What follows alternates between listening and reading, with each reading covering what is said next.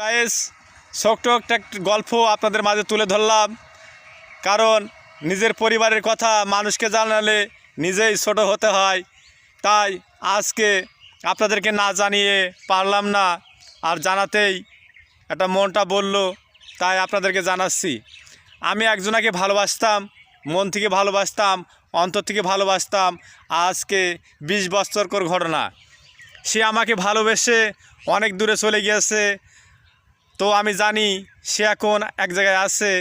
তো যেমন আমি ভিডিও মানে মোবাইল চালাচ্ছি, সেও তো মোবাইলটা চালাচ্ছে, টাচ মোবাইল, সেও তো দেখছে। তার জন্য আমি এই ভিডিওটা বানালাম।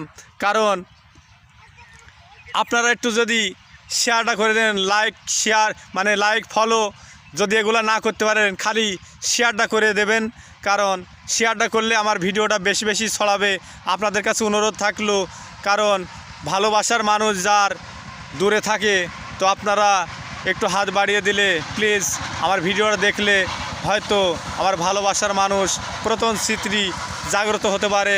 তাই আপনাদের অনুরোধ করলাম, প্লিজ আপনারা একটু মন থেকে শেয়ারটা করে দেবেন। আর কিচ্ছু করতে হবে না, কমেন্ট কিচ্ছু করতে হবে না, লাইক ফলো কিচ্ছু করতে হবে না, খালি শেয়ারটা করে দেবেন, দ্রুত শেয়ারটা করে দেবেন প্লিজ। আপনাদের কাছে অনুরোধ করলাম, কারণ আমার ভালোবাসার মানুষ কষ্ট দিয়েছে আমাকে, আর জ্বালা যন্ত্রণা সইতে পারি না। তাই আজকে পেজে আপনাদের সামনে তুলে ধরলাম।